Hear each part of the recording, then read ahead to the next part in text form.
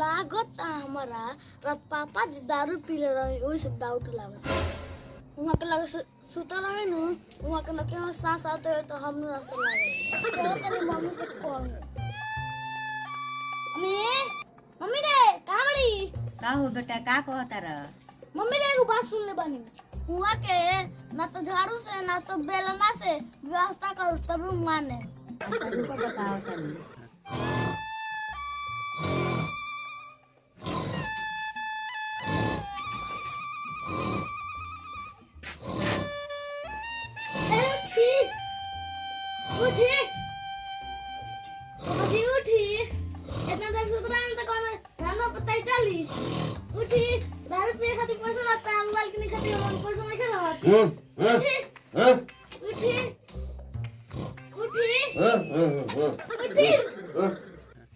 रोज के पिए दारू के पैसा रहता है मोबाइल किने के पैसा नहीं कर रहा रोज ढंगी करता नहीं ए भाई बोल बारी हमरा के बड़ा बेइज्जती करत रहता जहे न तहे हैं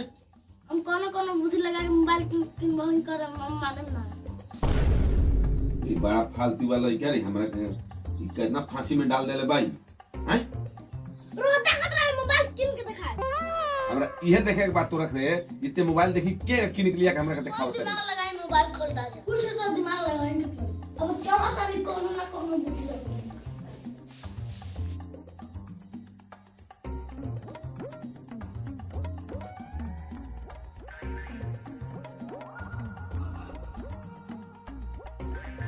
रोडू खाए में तो मजा आ जाए अरे अब तो खाए में मजा आ जाए ये फंस गया सी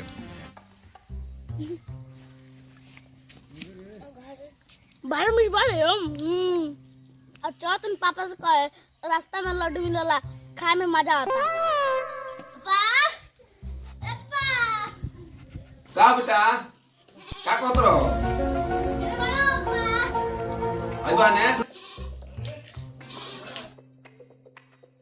रास्ता में लड्डू मिलला तो कोई नहीं हो लड्डू ई कहां से रे रास्ता में बहुत मीठा उतरो अरे बाप आज बा काहे खोले रे कोनो जोक छोटम को धोले ले से कारे खोले लड्डू री ही कोनो भूत धारा से का तोरा करी आई बा तो सुखा लग जाए बबरे ए ई का रे सर बैठ बे पास लगे चल ना तो हम लोग भूत धोले में अरे बा लगे तो भूत धोले से आई दादा हे बाबू वो ए हम कहां सुखा लगले के जाई रे दादा हम लगे तो भूत धोल पूरा के कर रास्ता में लड्डू खाए के रे चल लेके चल तनी पूछे तनी के उसे दी कहां गइलो सब कहां लेके जाई हैं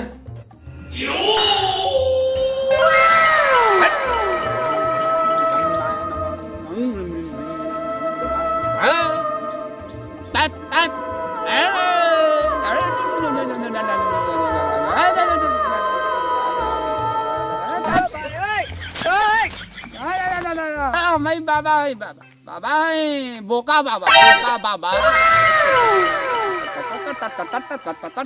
बोका बाबा हम बोका बाबा नाम है बोका बाबा काम करी ले सोखा बाबा आजा सुबह से बांधी नहीं भाई कोई चला नहीं आ रहा है अच्छा आएगा रे तारा के कोनी ए जाए रास्ता से लड्डू मत खाइयो आते जाके लड्डू खा लो हैं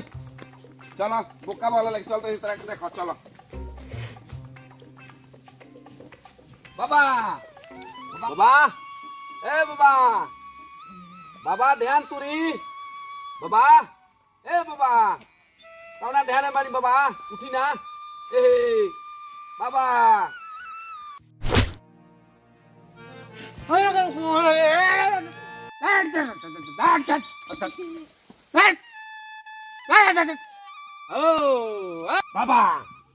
बाबा बच्चा हमर लइका का बच्चा रास्ता से कहो तो लड्डू खा लेले बा रास्ता में दो लड्डू खा ले बा हां जोक टोटो में लड्डू दे ये तो बड़ा खतरनाक काम हो हां देखी तो कौन काम धइले बा कहां धइले रे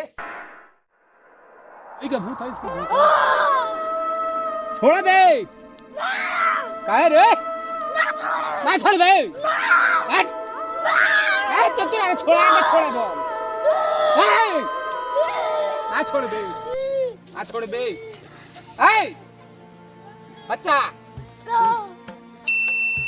कल बड़ा बंगल बनले बने अब कौन बुद्धि लगावल जाओ। वो तो बुद्धि लगा बुद्धि कितना रुपया मांगी? 20,000 ले ली। मोबाइल किने के माने 10,000 तोर भइल आ 10,000 हम ले ले हैं। आते भगल बनई ही हैं तो अपना तोरा पापा के बुलावत तनी हम आते भगल बनाओ ठीक बा।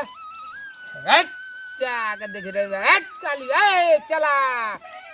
चला ए है के बा लइका का है गर्जियन आवे ने बाबा हम आगनी आगे लो। हां बाबा आगनी ए सुनो हां बाबा बोली हटा सा हटा अरे हटाओ ना अई कहां धइला सब ले बरला रास्ता में तो लड्डू खा लो लसियो बड़ी खतरनाक धइला बा। अच्छा तेकरा खातिर का करे पड़ी बाबा पैसा लागी अबे ठीक करे पैसा लागी तारा से कितना रुपया देबो? जो लाई तो रुपया रवा के देव हम लइका 20,000 रुपया लागी अबे ठीक हो जाई तार लइका एकदम देहनी जितना मांगो तो निमन लइका ठीक करी ठीक बा। हाँ, हाँ। दारू ले लो ना बाबा दारू का मिल त बिहार में पेप्सी लियल बनी 1 लीटर के दारू बिना दारू के बहुत छोड़ेला ठंडा पिया दी या ठंडा जाई ले लो। हाँ। अरे ओ गर्मी के टाइम बता रुक जाई बाबा रुक जाई ठंडा दिया हां ठंडा ले आगे नी चाहे चाहे हम पिए पे पीबे हां ले पी पी ले रह दे रे चढ़ावल ना जाई ना हां ना अच्छा रुक और तनी और पी ले हां बस अब चला पैसा कब मिली? बाबा पैसा का चिंता कर बनी पैसा रवा कबे हम देब हमर लइका ठीक रहे के चाहिए एकदम ठीक हो जाई मुड़ी पटक जा तोर लइका ठीक हो जाई एकदम ए बस पैसा केहू- हमरा एकदम मिल जाए के चाहिए ए बस केहू को नजर ना लगी ना लागी जो हमरे नाव हो बोका बाबा के नहीं जानते पूरा इंडिया में पूरा भैया सबे जानता जो एकदम ठीक हो जाई।